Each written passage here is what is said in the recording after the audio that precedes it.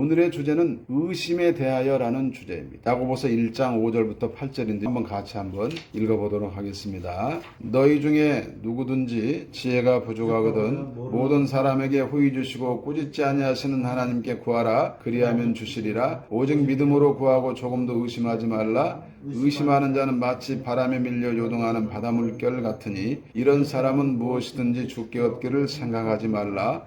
두 마음을 품어 모든 일에 정함이 없는 자로다. 아멘.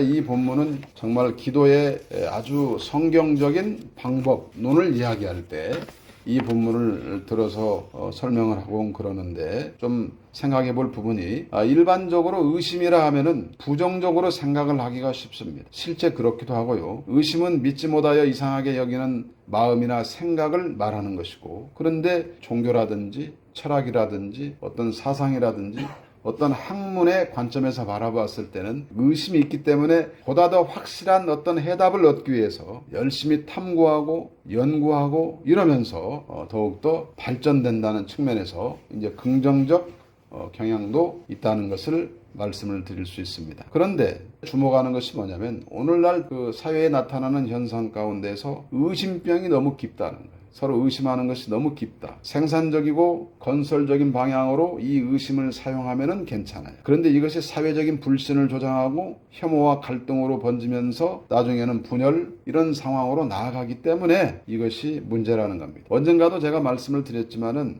이 정치인들에게 가장 편리한 통치 수단은 디바이드 앤 룰입니다. 이게 뭐냐면 갈라치기 전략.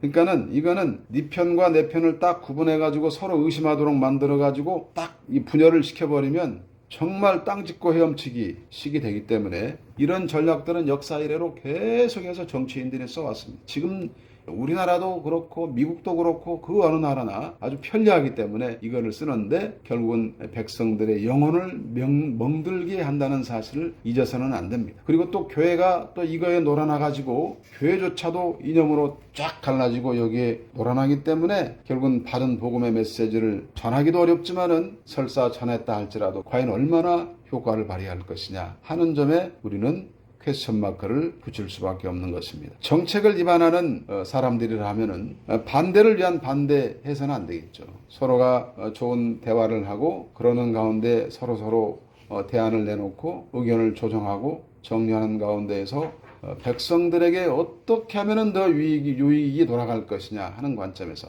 어떻게 하면 더 나라가 부강해지고 발전할 것이냐 이런 관점에서 서로가 이렇게 조정하고 협력해야 되는데 자기들의 지지자 입장 그리고 자기들의 기득권 입장 이런 것들을 먼저 생각을 해가지고 당리당략 차원에서 접근을 하고 행동을 하니 그 피해는 국민들만 고스란히 보게 되는 것입니다. 그야말로 공동체성이라고는 1도 없는 그런 모습이라고 하지 않을 수가 없는데요. 법과 원칙을 말하면서도 그들이 과연 얼마나 법과 원칙을 적용하고 있는 것인지 그것도 의문시하지 않을 수가 없습니다. 그러므로 시민들 입장에서는 국가와 정부를 믿지 못합니다. 의심이라고 하는 것 그 바탕에는 솔직히 말하면 거짓말이 깔려 있고 그 거짓말의 바탕에는 또 탐욕이라는 것이 깔려 있는 거예요. 욕심이 있기 때문에 거짓말하는 것이고 거짓말을 하니까 또 의심이 드는 거고 이게 자꾸 가지를 치는 거예요. 가지를 계속해서 눈덩이처럼 계속해서 더 커지는 겁니다. 그러니까는 의심이 지나치면은 망한다는 사실을 모르는 사람이 누가 있겠어요. 그런데 의심을 하다 보면 계속해서 안 좋은 쪽으로 계속해서 가지를 치게 되기 때문에 나중에는 지구가 폭발하고 핵전쟁이 일어나고 3차 전쟁이 일어나고 이렇게까지 가는 거예요. 그러니까는 분별한 신념 이것도 위험하지만은 한쪽으로 기울어진 편향된 의심의 가지 이것도 매우 위험하다는 사실을 알아야 합니다. 그러므로 우리가 함께 나눠야 될 대목이 무엇이냐면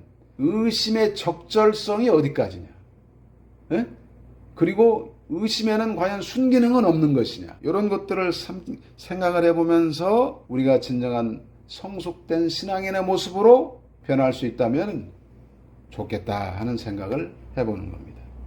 우선 본문을 좀 간단하지만 좀 해설을 좀 먼저 해드릴 텐데요. 뭘 전제하고 있습니까? 인간의 지혜가 완전하지 못하다는 것을 전제하고 있잖아요. 생각이나 이성 이것도 인간은 불안할 수밖에 없어요. 그러니 우리가 아무리 똑똑하게 판단을 한다 할지라도 바르고 온전한 분별을 하면서 판단하는 데에는 한계가 있다는 거예요. 그래서 이 앞선 본문에서 쉽게 정리하면 이런 거 아니에요? 시험이 있다는 거 아니에요? 연단이 있다는 거 아니에요? 근데 그거를 기뻐하라는 거잖아요? 기뻐하면서 인내로 감당하라는 거잖아요? 그러면은 어떻게 된다는 거예요?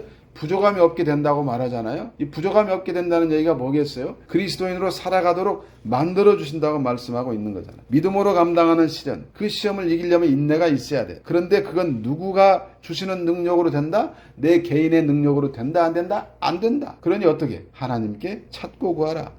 하나님께 기도했을 때 하나님이 주시는 은혜로 그것을 감당해야 한다. 믿음으로 구하고 의심하지 말아야 되는데, 그래야 온전히 감당할 수가 있는데, 정하지 않은 마음, 청결하지 않은 마음, 두 마음을 품어가지고서야 될 수가 있겠느냐? 전적으로 하나님을 신뢰하고 의지하라. 시험이라고 하는 거, 이거를 이겨낼 지혜를 얻으려고 기도하는 기도자라고 한다면은 마땅히 이렇게 의심하지 않고 기도하게 마련이다. 뭐 이런 이야기를 지금 하고 있는 거 아니겠습니까? 그러므로 응답받는 기도에 아주 확실한 성경적 방법이라 해가지고 많은 사람들이 이 본문을 좋아합니다. 아무리 거센 비바람이 몰아친다 할지라도 하나님과 하나님의 능력을 의심하지 말아야 되는 거예요. 천지 만물을 지으신 하나님이시고 부모의 몸을 통해서 나를 이 땅에 있게 하신 하나님, 우리의 생사화복을 주관하시고 이 우주 만물을 지금도 운행하시는 하나님의 능력을 왜 의심하느냐? 하나님의 능력이 무한하다는 것을 잊지 말라. 하나님의 뜻대로 주시고 하나님의 이루시고 싶은 대로 이루어 주신다고 하는 사실. 누구를 통해서? 우리 개개인을 통해서, 우리 교회를 통해서, 우리 국가를 통해서. 그렇잖아요? 그렇기 때문에 우리는 정결한 마음을 가져야 돼. 두 마음을 품으면 안 돼. 두 마음을 품으면 어떻게 돼요?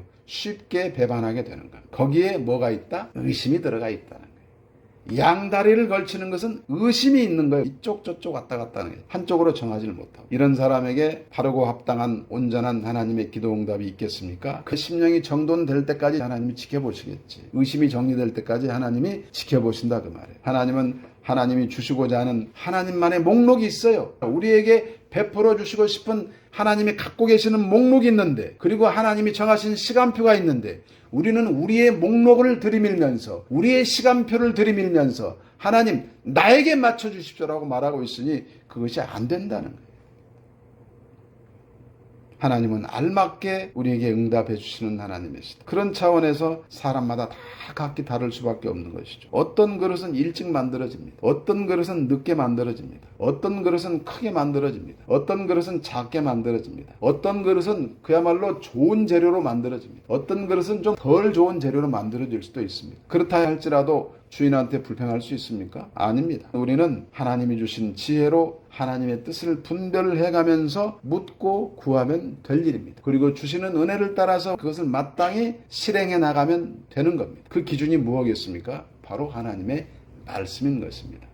그렇다면은 여기까지만 이야기를 하면은 지금 오늘 우리가 주제로 말씀하는 것은 의심이고, 의심이라는 것이 사회 속에서 증폭되어 있다고 말씀을 했으니 이것을 어떻게 적용하느냐의 문제를 가지고 지금 이야기를 하고 있는 것이기 때문에 뭔가 좀 부족한데요, 이렇게 말씀할 수가 있는 겁니다. 그래서 마땅히 하나님께 순종해야 한다, 의심하지 마라, 이렇게밖에 말할 수가 없을 텐데, 그러면 무엇을 더 살펴볼 것이냐? 우리에게 있는 의심이라고 하는 기제가 이게 자연적인 정서라고 하는 것을 말씀드릴 수밖에 없는 거예요. 뭐냐면은 에덴의 범죄 이후에 타락한 인간에게는 이 의심이라는 것이 자연스럽게 들어온 거 아닙니까?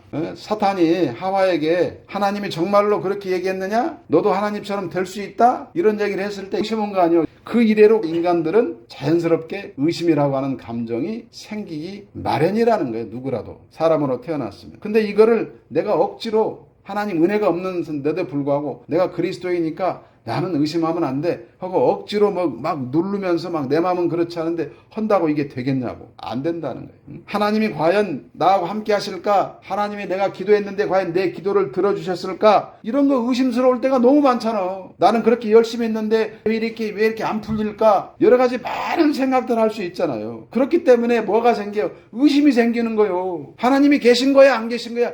그래서 의심이 생기는 거예요. 그러니까 어떻게? 원망합니다. 불평합니다. 그리고 자꾸 이 탓, 저 탓, 온갖 탓을 다 하지 않습니까? 그런데 성경에 여러 인물들도 이런 성향들이 분명히 있었어요. 마태복음 14장 31절에 보면은 베드로가 물 위를 걷다가 의심하다가 이게 푹 빠져버리잖아. 그러니까 우리 주님이 믿음이 작은 자여 왜 의심했느냐 이렇게 말씀하잖아요. 그러니까 물 위를 오라고 했으니까 걸어가잖아. 그러면 계속 가면 되는데 오 내가 진짜 걸어가네? 순간 의심이 들어가니까 쏙 빠지는 거예요. 그렇잖아요. 요한복음 20장 29절에서는 부활하신 예수님을 보고 의심했던 도마, 아주 유명하지 않습니까? 그 도마에게 우리 주님이 뭐라고 말해? 너는 나를 본고로 믿느냐?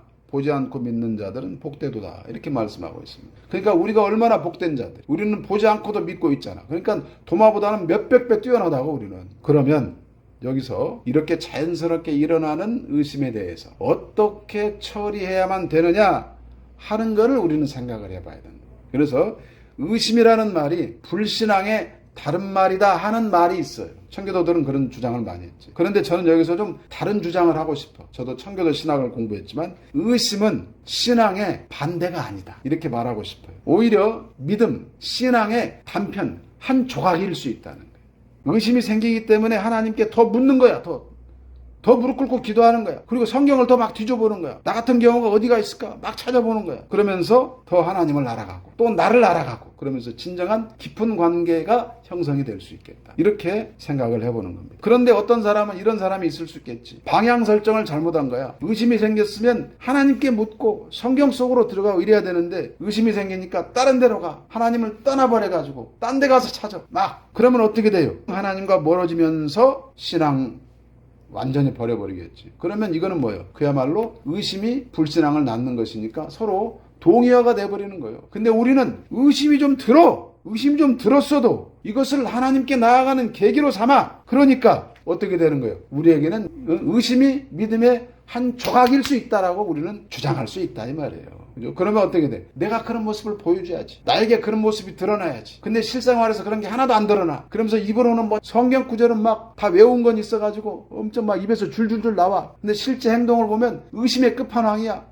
그래가지고 이쪽에 가서도 분열을 조장하고 저쪽에 가서도 분열을 조장하고 그래가지고 결과적으로 다 갈라지게 만들고 평화를 생산하는 사람이 아니라 평화를 깨는 사람이 돼. 파괴적인 자야. 이러면 되겠냐 이 말이야. 안 된다 그 말이야. 그래서 우리는 성경의 인물 가운데 멀리 갈 것도 없어. 다윗을 한번 보자 이 말이야. 다윗은 굉장히 지혜로운 사람 같아요. 그는 하나님 앞에 하소연을 해. 그러면서 뭐라 하냐. 그의 시편들을 여러 시편들을 보면 시작할 때 이렇게 시작해요. 하나님 진짜 계신 거 맞아요? 하나님이 내 기도 들으신 거 맞아요? 나는 이렇게 힘들어 죽겠는데 정말 하나님 계신 거예요? 막 이렇게 따져 물어. 하나님 저 힘들어요. 막 원망도 해. 불평도 해. 그러다가 나중에 뭐라고 하냐면은 하나님 그래도 하나님밖에 없어요. 하나님을 신뢰 의지합니다. 하나님 살려주세요. 그리고 이미 살려주신 걸로 믿습니다. 감사합니다. 이렇게 하고 끝나버려. 그러니까 이 사람은 뭐예요? 이 사람은 자기의 어떤 오는 그 감정을 이런 식으로 승화시켰단 말이에요. 그렇기 때문에 하나님이 이 다윗을 승리하게 하신 겁니다. 여러 시편이 있지만 그 가운데 시편 13편 1절부터 2절의 말씀만 한번 보겠습니다. 여호와여 어느 때까지니까 나를 영원히 잊으시겠나이까 주의 얼굴을 나에게서 어느 때까지 숨기시겠나이까 나의 영혼이 번민하고 종일토록 마음에 근심하기를 어느 때까지 하오며 내 원수가 나를 치며 자랑하기를 어느 때까지 하리이까. 자신의 고통을 호소하면서 의심하는 듯이 말하지만은 사실은 그의 믿음의 표현이라고 할 수가 있는 거예요. 이게 저는 그렇게 읽었어요. 오늘 읽으면서. 그러기 때문에 마지막에 5절과 6절에 가서 뭐라고 말하냐면 나는 오직 주의 사랑을 의지하였사오니 나의 마음은 주의 구원을 기뻐하리이다. 내가 여호와를 찬송하리니 이는 주께서 내게 은덕을 베푸심이로다. 이렇게 고백을 했습니다. 그러므로 우리는 의심 속에서도 하나님의 응답을 들을 수 있다는 사실에 주목해야 된다. 도마는 부활하신 주님을 보고도 믿지 못했어요. 우리도 그럴 수 있습니다. 그런데 그렇게 의심이 드는 순간 그때야말로 하나님께서 우리를 다루시는 순간일 수 있다는 거예요. 우리가 의심하여 질문하는 것을 하나님이 불쾌하실 것이다. 이거는 완전히 그냥 하나님을 모독하는 행위다. 그런 거 아니라니까. 의심이 나면 하나님께 물을 수 있다 이 말이에요. 그리고 때로는 원망할 수도 있고 불평할 수도 있다 이 말이에요. 그렇지만 이것이 하나님을 향한 참된 믿음의 성숙으로 나아가는 계기가 돼야 된다는 사실. 성령께서 도우심으로 말미암아 악한 마음을 먹지 않도록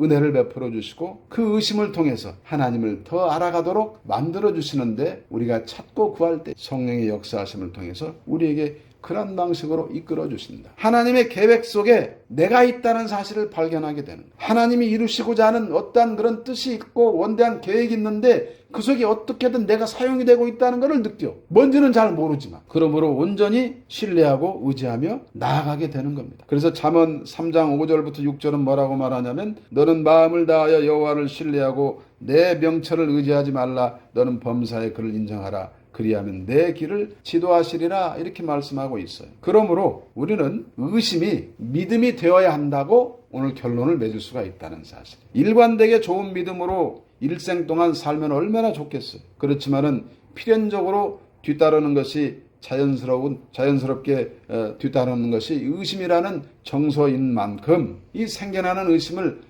봉쇄하려고 막 억지로 애를 쓰기보다는 믿음의 전진, 믿음의 성숙을 이룰 수 있는 그런 기제로서 활용할 줄 알아야 된다는 거예요. 승화시킬 줄 알아야 된다는 거예요. 그러므로 이거를 믿음이라는 범주 속으로 의심을 끌고 와가지고 여기를 장작불처럼 활활 타오를 수 있는 쏘시개로 쓸 수 있는 그런 여유로움이 있어야 되겠다. 하나님을 더 깊이 신뢰하게 되는 재료. 그렇죠? 그래서 의심이라고 하는 것은 믿음의 연단 과정일 수 있기 때문에 하나님은 그때 더 확실한 믿음을 세워주신다는 사실을 믿어버려야 돼. 나에게 의심이 생기는 그 순간에 하나님이 나의 믿음을 더 굳게 세워주시려고 그러는구나 라고 생각을 해야 되는데 의심이 탁 들어오니까 자꾸 가지를 쳐가지고서는 에이 내가 교회 나가면 뭐해. 목사님이 뭐라고 했지만 내가 다 믿을 수가 없어. 에이 모르겠다. 그냥 떠나버리자. 이렇게 되면은 자기만 손해라는 거예요. 자기만 손해. 신앙 성장의 기회로 삼을 수 있어야 합니다. 그렇죠? 그래서 의심이 생기기 때문에 더 하나님을 의지하게 되는 것이고 하나님의 이끄심을 기대할 수밖에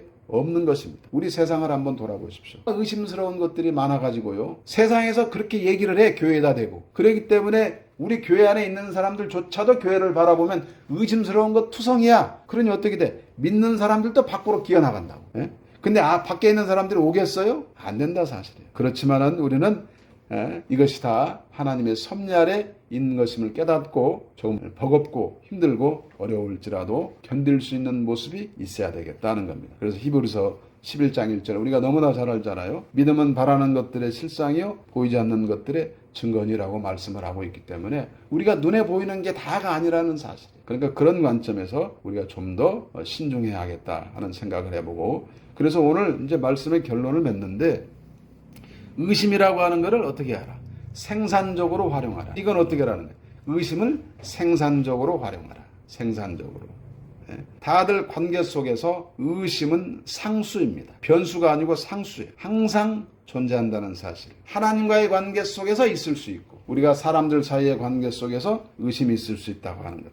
그렇지만은 파괴적이고 불행한 결과를 가져오고 만다면은 그것은 어차피 생기는 감정인 의심을 바르게 활용하지 못한 결과이다. 이렇게 말씀을 드리는 겁니다. 어떤 의심이든 그 결과를 한번 생각해 보는 거예요. 내가 이렇게 가면 어떤 결과가 나오고 이렇게 가면 어떤 결과가 나온다. 우리가 길이 있을 때 이쪽 길로 가면 어디가 나오고 이쪽 길로 가면 어디가 나오고 다 알잖아. 내비게이션이 있으니까 해보면 다 알잖아. 그런데 이것이 하나님의 연단이냐 또는 마귀의 유혹이냐 우리가 분별할 수 있어야 되겠다는 거예요. 파괴적인 결과를 낳는다면 그것은 마귀의 유혹에 굴복하는 거예요. 그런데 그것을 어떻게 생산적으로 활용한다면 연단의 기제로서 성숙된 신앙인으로서 변모하는데 더 좋은 그런 기회가 아닐 수가 없다고 말씀을 드리는 겁니다. 특별히 그리스도의 제자인 성도라면은 의심을 억눌러 가지고 아예 발생하지 못하도록 하는데 신경 쓰기보다는 생길 수 있는 의심을 어떻게 처리하고 승화시켜야 되는 것인지 이렇게 하는 것이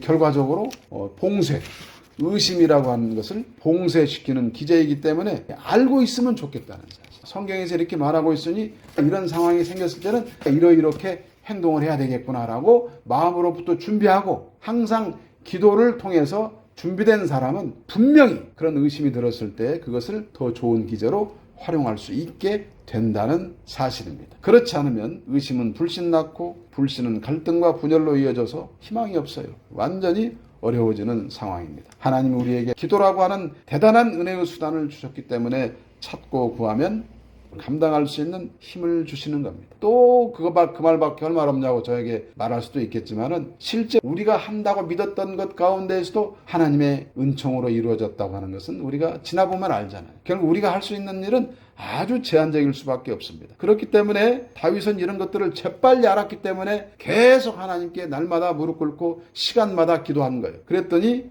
어떤 성경은 뭐라고 기록하고 있냐면 사무엘하 8장 6절에 보니까 다윗이 어디로 가든지 다 여호와께서 이기게 하시니라. 어떻게 했다고? 한 번이나 두 번이 아니라 다 이기게 하셨다고 말하고 있잖아요. 다 의심하지 않고 믿을 마음을 주시기를 간구해야 되는 겁니다. 세상이 어디 하나님을 믿도록 그만둡니까? 그러므로 우리는 우리의 존재 가치가 무엇인가를 알할 수 있는 그런 마음을 주시기를 하나님께 간구하는 거예요. 어쩌면 이 믿음이라는 범주 안에 우리는 다 끌고 올 수가 있어. 의심도 끌고 올 수 있고 불신도 끌고 올 수 있고 시기, 질투, 갈등, 분열, 탐심 갖가지 것들을 끌어와가지고 다 용광로처럼 녹여버려가지고 그럴 수 있어야 돼. 어쩌면 그런 일을 하라고 우리가 부름받은 사명자들인지도 몰라요. 의심을 우리는 불신앙의 다른 말이다 이렇게 읽지 말고 우리는 의심을 신앙의 한 단편이다, 믿음의 한 단편이다, 우리가 이거 요리하기 나름이다 이렇게 이해하고 실천한다면 더할 나위 없이 좋을 것입니다. 그런데 의심을 이기지 못하고 아벨을 죽여가지고 최초의 살인자가 됐던 가인, 하나님 의심한 거 아니고 심판받은 가인이 있는가 하면은 다윗처럼 승화시켜가지고 하나님 은혜와 복을 누리는 사람도 있어. 관건은 뭐예요? 무릎을 꿇었느냐 안 꿇었느냐의 문제예요. 어떤 상황에 부닥치면 무릎을 꿇고 기도해야지. 모든 관계에 이거는 다 적용할 수가 있는 거예요. 사회생활 뭐 다 적용할 수가 있는 거예요. 어디를 가든. 무슨 문제가 생기면 먼저 무릎 꿇고 하나님께 기도해 보라고. 그래야 그 하나님이 주시는 내면의 소리를 통해서 우리가 어디로부터 그것이 유래한 것인지를 알 수가 있는 거예요. 그래서 먼저 무릎을 꿇라는 거예요. 그렇기 때문에 우리 또 여기서 주의할 것이 뭐가 있냐. 아무리 친한 사람이라도 전해주는 말이 의심스럽게 하고 뭐 이런 것들이 막 조장하는 그런 말이라면 좀 귀를 좀 닫아버리라고. 듣지 말라고. 설사 그것이 사실이라 할지라도 진실이 아닐 수 있어. 사실과 진실은 달라요. 그죠? 그러므로 우리는 다시 한번 정리하면 우선 기도하고 묻고 그리고 하나님 주시는 감동 속에서 대응하고 반응해야 된다. 이렇게 결론을 내릴 수가 있는 것입니다. 그러니까 우리는 의심이 좀 들어도 어떤 사람이든지 또는 어떤 뭐 상황이든지 어떤 의심이 들어도 먼저 하나님께 묻고 구하고 그리고 그 상황을 오히려 역전시킬 수 있는 그런 역전의 명수들이다 라고 하는 사실을 잊지 마시길 바랍니다. 아멘.